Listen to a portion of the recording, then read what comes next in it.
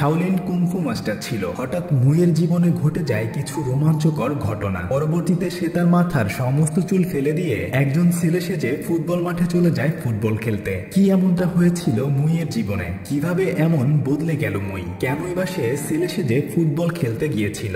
জানতে হলে আপনাকে আমাদের ভিডিওটি শেষ পর্যন্ত দেখতে হবে। তো চলুন গল্প শুরু করা যাক। টাকার লোভে পড়ে ম্যাচ ফিক্সিং করে সেই 20 বছর আগেই নষ্ট করেছিল তার ক্যারিয়ার। বর্তমানে সে মিস্টার হাংয়ের পিছে পিছে ঘোরে। কোনো এক সময়ের সেই গোল্ডেন লেগ খ্যাত ফাং মিস্টার হাংয়ের দলের কোচ হতে চায়। মিস্টার হাং এখন টিম ইভিলের মালিক। মিস্টার হাং ফাংকে বলে, তুই কি করে মনে করিস তোকে আমি আমার দলের কোচ বানাবো? 20 বছর আগে সে কথা কি ভুলে গেছিস তুই? আর তোকে একটা কথা বলি, সেদিন আমার দলের লোকজনই তোর পা ভেঙে দিয়েছিল। এখন তুই আর সেই আগের গোল্ডেন লেগ নেই, তোর একটা ভরি ছাড়া আর কিছুই নেই। এভাবে মিস্টার ফাংকে সে অপমান করে। ফাং নিজের ভুল বুঝতে পারে। নিজের দুঃখ বলতে সে মদ খেয়ে মাতাল হয়ে যেখানে সেখানে ঘুরে বেড়ায়। আবার এদিকে আমাদের গল্পের নায়ক একজন শাওলিন কুংফু বোঝাবে মানুষ যেন কুংফুকে তার জীবনের প্রতিটি মুহূর্তে কাজে লাগাতে পারে। সেজন্য সে একটা ট্রেনিং সেন্টার খুলে। সে তার ট্রেনিং সেন্টারে মানুষজনকে ভর্তি করানোর জন্য বিজ্ঞাপন দেয়, কিন্তু কেউ তার কথায় রাজি হয় না। গল্পের শুরুতেই দেখানো হয় মিস্টার হাংয়ের শক্তিশালী ফুটবল টিম ইভিল গত 5 বছর ধরে ফুটবল শিরোপা জিতে আসছে। সাংবাদিকরা যখন তাকে প্রশ্ন করে কিভাবে বারবার টিম ইভিল জিতে যায়, সে উত্তর দেয়, আমার টিম সবচেয়ে সেরা টিম এবং সেরা কোচ দ্বারা পরিচালিত, সেজন্যই আমরা সবসময় জিতে থাকি। সংবাদ শেষে ফাং মিস্টার হাংকে বলে, আমি অনেক ভালো কোচিং করাতে পারবো, আমাকে তোমার টিমের দায়িত্ব দেয়। একজন ব্যক্তি বলে ওঠে, খেলোয়াড়েরা ঠিক মতো করে বলে কিক করতে পারেনি। আমাদের গল্পের নায়ক হচ্ছেন এই ব্যক্তি, ইনার নাম হচ্ছে সিং। সিং ফাংকে বলে, ফুটবল খেলা হচ্ছে পা এবং মনের সংমিশ্রণ। তখন ফাং সিংকে জিজ্ঞেস করে, তুমি কি বলতে চাচ্ছ? সিং বলে, আমি একজন কুংফু মাস্টার, শাওলিন কুংফু নিয়ে কাজ করছি। আমি চাই প্রতিটি মানুষ শাওলিন কুংফু শুধু মারামারির জন্য নয়, তাদের জীবনের প্রতিটি ক্ষেত্রে ব্যবহার করুক। আর ঠিক তখনই একটি মেয়ে হাঁটার সময় কলার খোসার উপর পা দিলে সে পড়ে যায়। সিং বলে, যদি মেয়েটি কুংফু জানতো। ফাং তার ড্রিঙ্কের বোতলের ভেতর সিং এর দেয়া কার্ডটি ভরে দেয়। আর ঠিক তখনই সিং সেই বোতলটিকে একটি লাথি মেরে আকাশে উড়িয়ে দেয়। এটা দেখে ফাং বলে, কি হয়েছে? তুই ভাবছিস আমি তোর এসব পাগলামি দেখে রাজি হয়ে যাব? এই বলে সে সেখান থেকে চলে যায়। সিং মূলত রাস্তাঘাটে ময়লা পরিষ্কার করে। সব সময় তার পায়ে এক জোড়া ছেঁড়া জুতা থাকে। জুতার দোকানের পাশ দিয়ে যাওয়ার সময় সে ভালো ভালো জুতা দেখে আফসোস করে, ইস, আমার যদি ভালো এক জোড়া জুতা থাকতো। রাস্তা দিয়ে যাওয়ার সময় এক ব্যক্তির একটি কন্টেইনার নিচে পড়ে যায়। তারপর সে ব্যক্তি সিং এর কাছে সাহায্য চাইলে সে একটি লাথি মেরে সেটা ঠিক করে দেয়। মূলত শাওলিন কুংফু মাস্টার সিং এর পা সবচেয়ে শক্তিশালী, সেজন্য তাকে স্টিল লেগ উপাধি দেয়া হয়েছিল।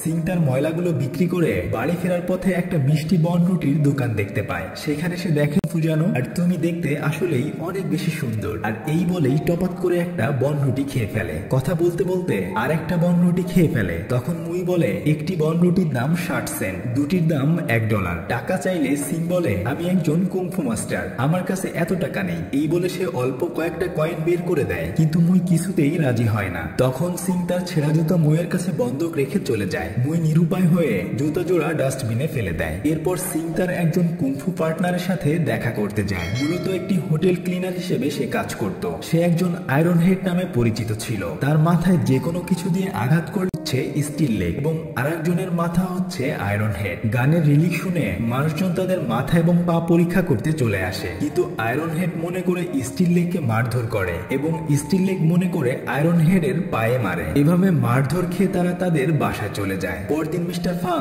দাঁড়িয়ে দাঁড়িয়ে দেয়ালে হিসু করার সময় দেয়ালের মধ্যে একটি ড্রিঙ্কের বোতল দেখতে পায়। এটা সেই বোতল যে বোতলটি সিং লাথি মেরেছিল। ঠিক তখন বোতলটি টান দেওয়ার সাথে সাথেই দেয়াল ভেঙে পড়ে যায়। তখন দেয়ালের অন্য পাশে একদল গুন্ডা সিংকে মারার জন্য পাকড়াও করে। সিংকে বলে, তুই এসে আমাদের বসের কাছে মাফ চা, তাহলেই তোকে মাফ করে দেয়া হবে। অবাক হয়ে যায়। সিং একটা গুন্ডার কাছ থেকে কিছু টাকা নিয়ে বসে বসে ফলের জুস খাচ্ছিল। ফাং গিয়ে সিংকে বলে, তোমার পা আমি কি একটু দেখতে পারি? এই বলে সে তার পা চেক করে। তারপর সিংকে বলে, তুমি অনেক ভালো ফুটবল খেলতে পারবে, আর সেই সাথে তোমার শাওলিন কুংফু ফুটবলে কাজে লাগাতে পারবে।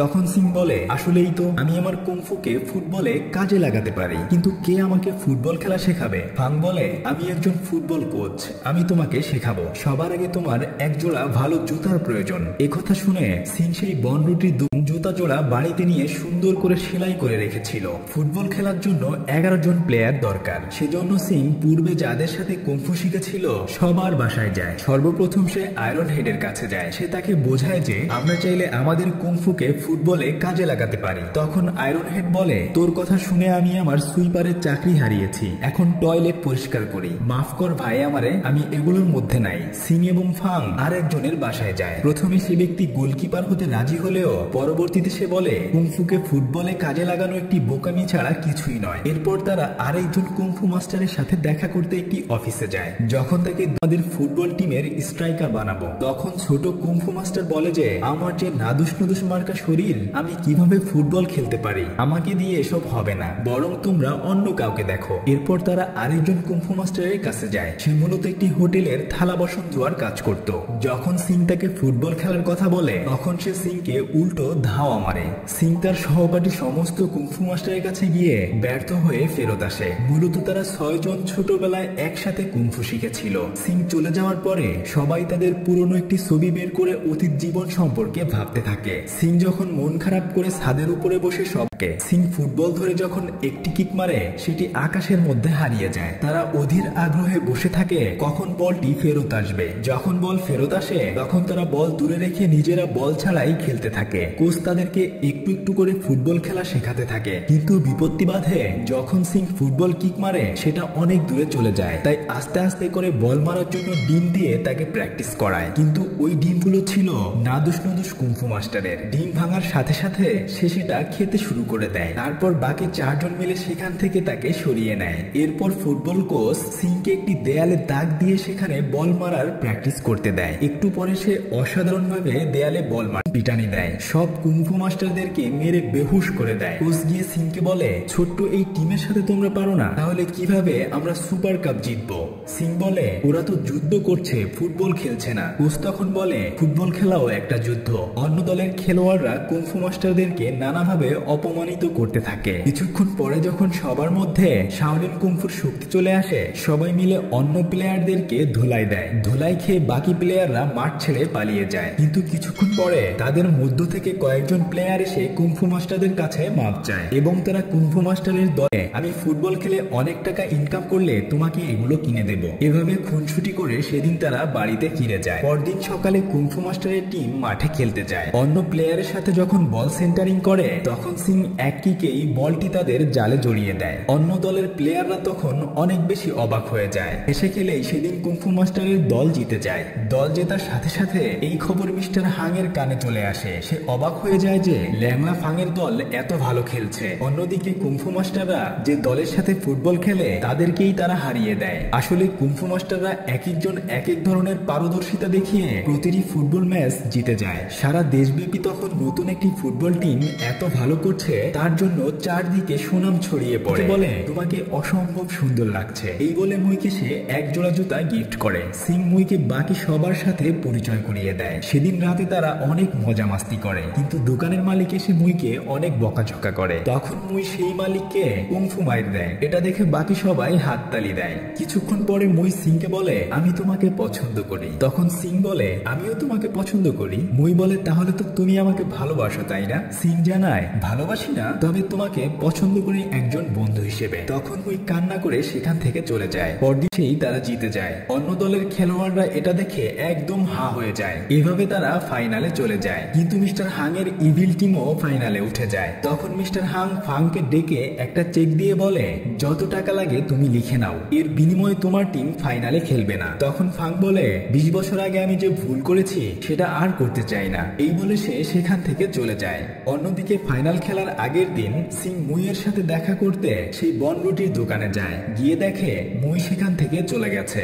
দোকানের মালিককে জিজ্ঞেস করলে সে বলে, কুংফু মাস্টার এবং ইভিল এই দুই দল অংশগ্রহণ করে। কুংফু মাস্টাররা প্রথমে ভালোই খেলতে থাকে। বল নিয়ে যখন গোলে অনেক জোরে কিক মারে, বল তখন গোলকিপার খুব সহজেই ধরে ফেলে। এটা দেখে কুংফু মাস্টাররা অনেক বেশি অবাক হয়ে যায়। গোলকিপার সিং এর দিকে বল এগিয়ে কিক মারতে বলে। সিং অনেক জোরে কিক মারে, কিন্তু গোলকিপার সেটা খুব সহজেই ধরে ফেলে। এরপর আবারও সিংকে গোলকিপার বল এগিয়ে দেয়। সিং তার সর্বশক্তি দিয়ে বল কিক মারে, কিন্তু এবারও গোলকিপার খুব সহজ, কিন্তু তার হাত দিয়ে রক্ত ঝরতে থাকে। এরপর আবার যখন ইভিল টিম বল কি করে, তখন গোলকিপার এবং বল জাল ভেদ করে মাঠের বাইরে চলে যায়। এরপর ইভিল টিম প্রত্যেকটা কুংফু মাস্টারকে নাস্তানাবুদ করে দেয়। এভাবেই খেলার অর্ধাংশ শেষ হয়ে যায়। ড্রেসিং রুমে গিয়ে সবাই বলে ওদের সাথে আমরা খেলতে পারবো না, ওরা অনেক শক্তিশালী। তখন কয়েকজন পালিয়ে যায়, 8 জন প্লেয়ার বাকি থাকে।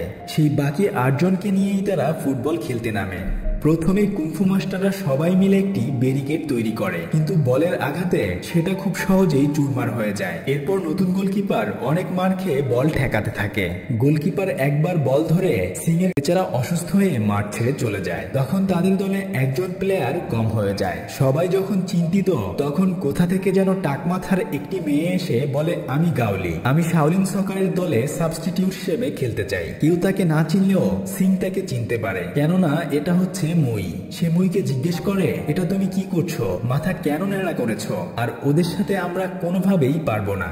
ও হ্যাঁ, আপনাদের জানিয়ে রাখি, টিম ইভিল ড্রাগ নিয়ে মাঠে খেলতে নেমেছিল, সেজন্য কুংফু মাস্টাররা তাদের সাথে হেরে যাচ্ছিল। মুই যখন সিংকে বলে, তোমার জুতা জোড়া ভালো না, এই বলে সে সেলাই করা এক জোড়া জুতা সিংকে দেয়। মুই তখন গোলকিপার হিসেবে খেলতে নামে, কিন্তু সে নিজের দলের গোলবারের কাছে না গিয়ে বরং অন্য দলের গোলবারের কাছে গিয়ে দাঁড়ায়। তখন সবাই এটা দেখে অনেক বেশি হাসাহাসি করে। মুই পরবর্তীতে তার নিজের গোলবারের কাছে যায়। ইভিল টিম অনেক জোরে গোলবারের দিকে বল মারে, কিন্তু মুই সেটা খুব সহজেই ধরে ফেলে। এরপর মুই সিং এর দিকে বল ছুঁড়ে মারে, সিং উড়ে গিয়ে বলে কিক মেরে গোল করে দেয়। ইভিল দলের প্রতিটি খেলোয়াড় ছিন্ন ভিন্ন হয়ে যায়। এটা দেখে মিস্টার হাং গ্যালারি থেকে পড়ে গিয়ে অসুস্থ